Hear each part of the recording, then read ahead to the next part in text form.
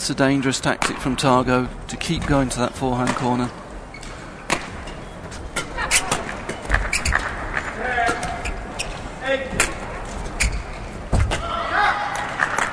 Service over. This time reading the cross drop. 6-4. Yeah, and it was quite obvious from that winning shot from Tago. It doesn't have to be a tight spinning net shot. He's just got to push it out of the reach of Chen Long. Got to think tactically about where he's placing the shuttle. Service over. Again, that flat drive just doesn't work for me. 5-6. To taking the pace off there and forcing Chen Long to lunge where he's less comfortable. Anything coming through to the mid-court or flat to the rear court, that's his game, that's his territory.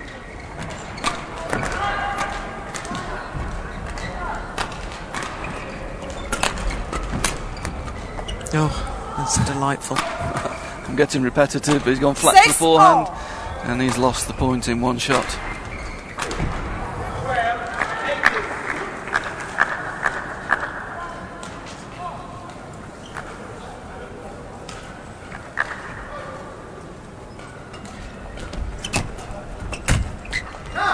See the difference Service when he does over. take the pace off and force Chen Long to play from below the net, then there's opportunities. Real contrast in this match. You see just the push return. Chen Long not sure what to do with that. Just pops it up at the net.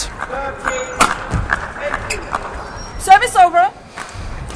Well, 7-0. he did try and give the shuttle more height on that occasion, Tago. But Chen Long still able to find the angle.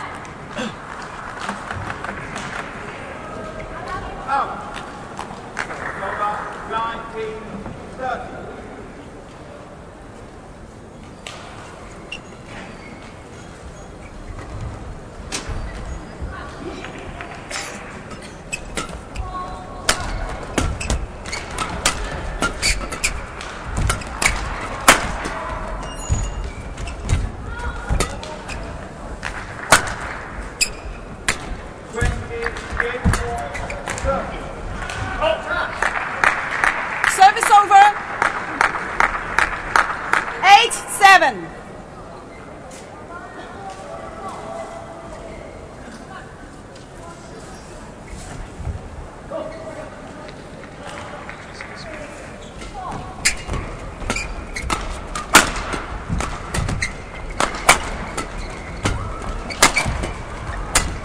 And that flat game Service over. for Chen Long.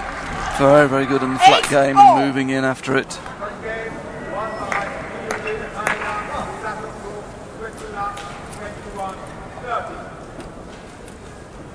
Yeah, just leapt from his base position. Didn't even take a step backwards before he played that initial downward shot, Chen Long.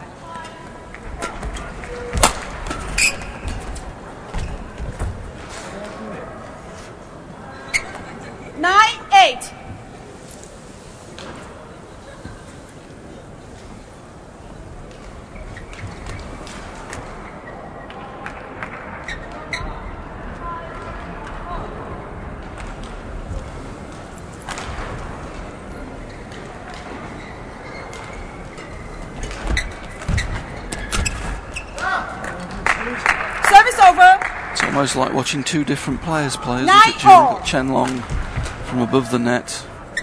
Very, very dominant, very, very skillful, good angles, great smashes, good attacking play. And then from below the net, he's just a little bit tentative. Not the same level of technique at the moment.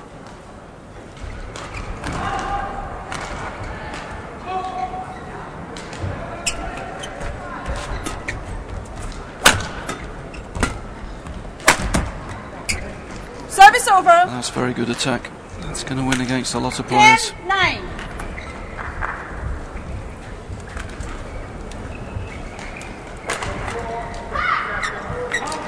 To 21. Winning smash.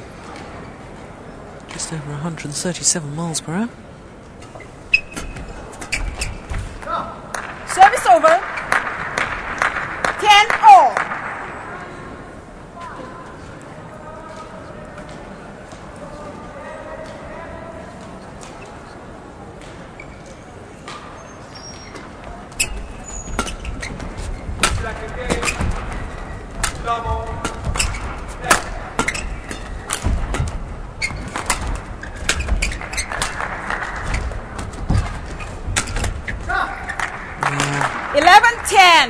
Expendable.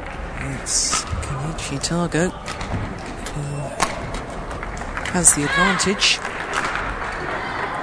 And we see Chen Long really off balance there when forced into that deep low lunge.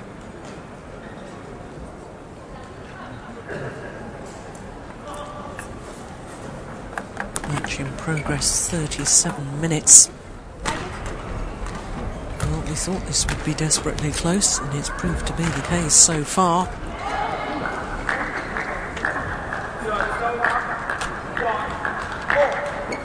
Of course, it's interesting to me in the fact that China have got so much strength in depth that Chen Long can gain experience as part of the winning team at the Asian Games and Thomas Cup, and without really having to shoulder too much of the pressure himself personally, whereas as far as Tago is concerned, he was the #1 men's singles at last year's Thomas Cup finals in Kuala Lumpur. It's a different sort of pressure. The Chinese players have the luxury of being able to experience these major events and be part of a winning team with actually shouldering too much of the pressure, individual pressure themselves. Helps in their development. It does, and it obviously helps in the development to have players like Chen Jin, current world champion, Lin Dan, current Olympic champion and Asian champion, to practice with on a daily basis. I mean, it's a fantastic environment for him. 11. I'm sure the Chinese have got their eyes very much on 2016 for Chen Long. They'll still be relying on Chen Jin and Lin Dan for London 2012, and they'll be developing Chen Long with a view to taking over the mantle on the next Olympic cycle. And he's certainly developing very well at the moment. Well, that last smash from Chen Long, 2:51. That is faster than Andy Roddick's fastest ever tennis serve. Service over. 12-11.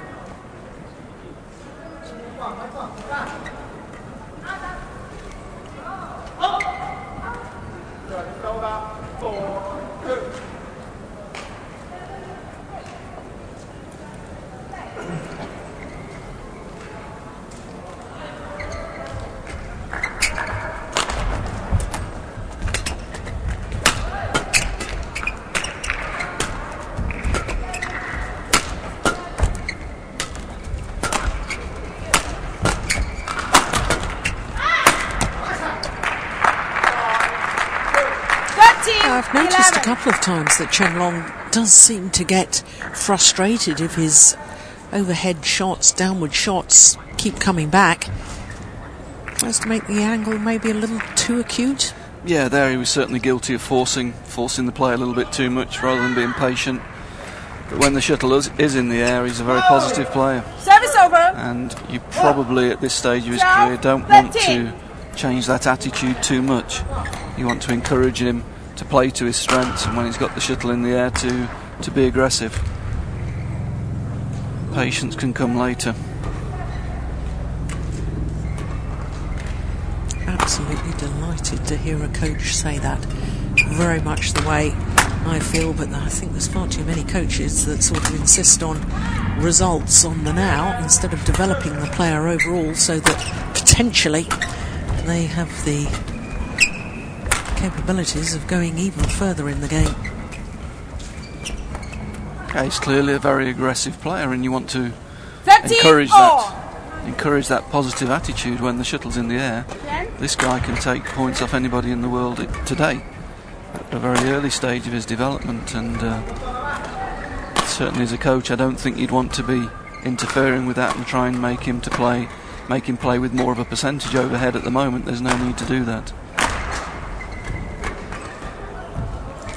I think one or two coaches of juniors are maybe guilty of looking for results in the junior level, and in all honesty, if you're pretty consistent as a junior, as a developing player, 15, 16-year-olds, then you do have a tendency to win. And I think there's far too much emphasis maybe on some coaches to work on that consistency too earlier on, instead of, as you say, let them develop 14, their 13. repertoire of shots and encourage them to experiment